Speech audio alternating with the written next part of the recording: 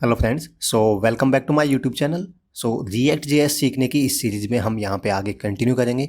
इससे पहले वाली वीडियो में हमने देखा था कि कैसे हम यहाँ पे कंपोनेंट को यहाँ पे हम जैसे कंपोनेंट को हम HTML जो index.html फाइल है या जो div एलिमेंट हमने बनाया था उसमें वहाँ पे हम कैसे शो करवा सकते हैं। ठीक है, ये हमने कंपोनेंट देखा था। ठीक है, और इसको हमने यहाँ पे इस तरीके से रेंडर फंक्शन का यूज करके यहाँ पे दिखाया था। मतलब कि जो रूट आईडी वाला एलिमेंट है, डिव टैग है, उसमें यहाँ पे शो करवाया था, जिसका ये आउटपुट यहाँ पे हेलो वर्ड आ रहा था, क्योंकि हमने जो कंपोनेंट में हेलो वर्ड प्रिंट किया था। ऑलराइट, सो भी कंपोनेंट है जो आगे का टॉपिक है, इसको हम बाद में डिस्कस करेंगे कैसे कंपोनेंट क्रिएट करते हैं, कंपोनेंट कितने टाइप का होता है। सो मैं इस जो app.js है इस फाइल को ही यहाँ पे मैं डिलीट कर देता हूँ। बाद में हम इसको बना लेंगे जब हमें इसकी नीड होगी तब। ठीक है, app.css है, इसको भी मैं डिलीट कर देता हूँ, इससे हमें कोई मतलब नहीं है। तो अब दो फाइल बची, index.css और index.js। ऑलराइट, सो अब हमें यहाँ पे ऐप वाला जो कंपोनेंट था वो हमने डिलीट कर दिया, तो मैं इसको इंपोर्ट किया था, इसको भी मैं रिमूव कर देता हूँ।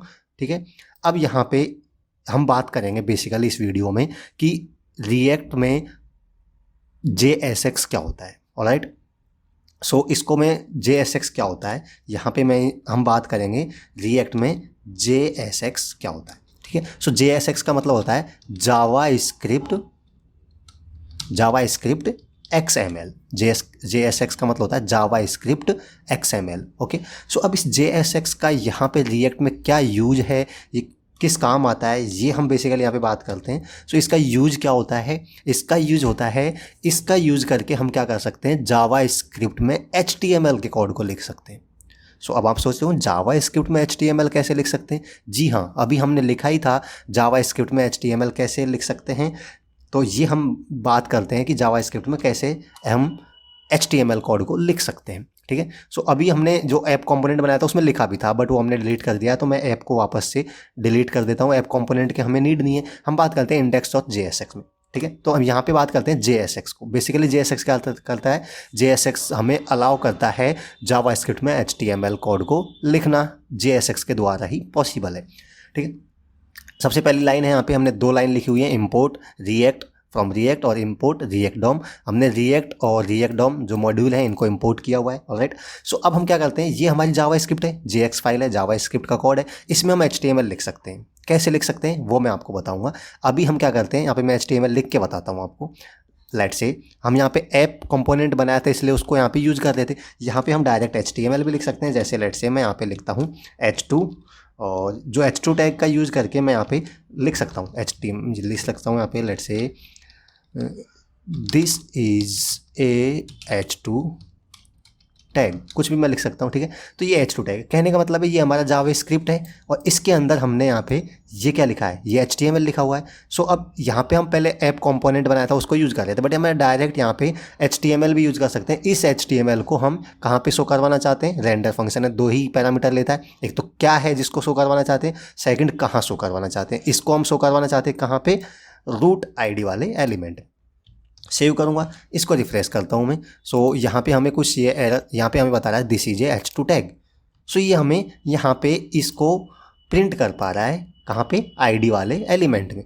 सो हम क्या कर रहे हैं, जावा स्क्रिप्ट में हमने देखा जो HTML का कोड है, ये HTML का कोड है जो हम जावा स्क्रिप्ट में डायरेक्ट लिख पा रहे हैं, कोई एरर नहीं आ रही है। तो हम ऐसा क्यों लिख पा रहे हैं, because of JSX, Java script XML। So JSX हमें अलाउ करता है HTML को जावा स्क्रिप्ट में लिखना। अब ये हम यहाँ पे इस तरीके से लिख सकते हैं, हमने देखा था। अब हम बात करते हैं कि विदाउट JSX हम कोड कैसे लिखेंगे। अगर हमने ये लाइन यहाँ पे लिखी हुई है, इसमें हमने क्या किया कि इस लाइन को जो H2 टैग है, H2 एलिमेंट है, इसको हमने कहाँ दिखाया है, हमने रूट ID वाला एलिमेंट है उसमें दिखाया, बाय यूजिंग JSX। मैं यहाँ पे लिख सकता हूँ बाय यूजिंग JSX। ठीक है, इसको कमेंट में डाल देता हूँ, मतलब हमने JSX का यूज करके इसको लिखा। ठीक है, अब अगर हम JSX यूज ना करते तो इसको कैसे कर सकते थे, इसी काम को, सेम काम को कैसे कर सकते हैं वो हम यहाँ पे देखते हैं। अभी मैं इसको भी कमेंट डाल देता हूँ, ये हो गया बाय यूजिंग JSX। अब सेम काम को मैं क्या करता हूँ, बिना JSX के करके बताता हूँ आपको, तो आपको पता चलेगा JSX को हम क्यों यूज करते हैं। बेसिकली JSX क्या करता है कि JSX का यूज करके हम HTML कोड को जावास्क्रिप्ट में डायरेक्टली लिख सकते हैं, बिल्कुल ईजी वे में। अगर हम ये हमने देखा कि हमने H2 एलिमेंट को वहाँ पे रूट आईडी वाले एलिमेंट में div टैग में शो करवाया था बाय यूजिंग JSX, जो बहुत सिंपल है, एक लाइन में कर सकते हैं। अगर हम इसको बिना JSX के यूज करके करते तो हम कैसे कर सकते, विदाउट यूजिंग JSX। अगर हम JSX के बिना इस काम को करते हैं तो कैसे कर सकते हैं, वो हम यहाँ पे देख लेते हैं। सबसे पहले हमें क्या करना होगा, हमने यहाँ पे क्या किया है, एक H2 एलिमेंट बनाया था, ठीक है, H2 एलिमेंट है, उसमें कुछ कंटेंट लिखा था हमने और उसको हमने यहाँ पे शो करवाया था। सो जावास्क्रिप्ट का यूज़ करेंगे हम, पर JSX का यूज नहीं करेंगे, ठीक है। तो इसको हम अलग अलग करना पड़ेगा। सबसे पहले हमें H2 एलिमेंट क्रिएट करना पड़ेगा, ठीक है, और H2 एलिमेंट क्रिएट करेंगे, फिर उसमें कंटेंट डालना पड़ेगा और फिर उसको यहाँ पे शो करवाएंगे, ठीक है। तो कैसे कर सकते हैं, जैसे मैं अब जावास्क्रिप्ट यूज़ करूँगा, देखना मैं कोई JSX यूज नहीं कर रहा हूँ, तो इसी काम को करके बताऊँगा JSX का यूज किए बगैर। तो सबसे पहले आपको क्या करना होगा, वेरिएबल बनाना होगा, वेर या फिर हम कांस्टेंट बना सकते हैं, कॉन्स्ट, और लेट्स से मैं H2 एलिमेंट, ठीक है, कोई भी वेरिएबल का नाम दे सकते हैं, H2 एलिमेंट, ठीक है।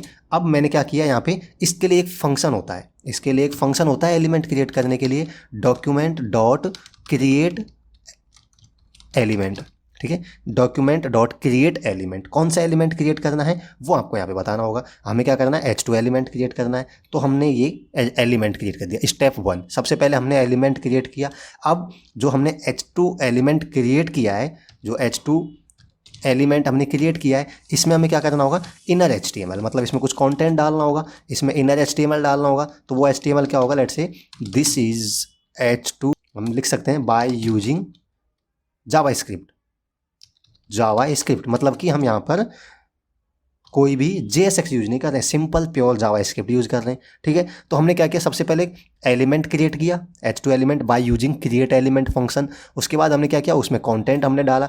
अब हम उसको दिखा सकते हैं। अब HTML हमारे पास H2 एलिमेंट बन के तैयार हुआ है, उसको अब हम दिखा सकते हैं। कहाँ पे दिखा सकते हैं, document dot get element by ID, और कहाँ पे दिखाना है इसको, हमें दिखाना है इसको रूट नाम के एलिमेंट में, ठीक है, रूट नाम के उसमें दिखाना है div टैग में। तो हम क्या करेंगे, एक फंक्शन का यूज करेंगे यहाँ पे, अपेंड चाइल्ड। हमें क्या करना है, जो हमने ये एलिमेंट क्रिएट किया उसको अपेंड करना है, किससे, रूट नाम के कोई एलिमेंट है उसमें शो करवाना है, तो उसको अपेंड करेंगे। तो हम क्या करेंगे, document dot get element by ID, root select किया हमने उस एलिमेंट को, डॉट अपेंड चाइल्ड, और इसमें पैरामीटर पास करेंगे, क्या पास करेंगे, H2 एलिमेंट, जो हमने वेरिएबल अभी क्रिएट किया है, हमने H2 एलिमेंट क्रिएट किया है। सो जो इस वेरिएबल में क्रिएट किया है, इस वेरिएबल से, तो इसको यूज करेंगे यहाँ पे। सो अब यहाँ पर मैं इसको सेव करता हूँ और मैं रिफ्रेश करता हूँ और इसका आउटपुट मैं देखता हूँ यहाँ पे, this is H2 tag by using JavaScript. तो यहाँ पे ये काम हो पा रहा है। सो अब यहाँ पे देखिए कि हमने सेम काम ये किया है, ये वाला काम किया था जो एक लाइन में कर पा रहे थे बाय यूजिंग JSX, और बिना JSX के यूज किए एक लाइन वाला काम 3 लाइन में हो पा रहा है। सो आप देख सकते हैं JSX को क्यों यूज करते हैं।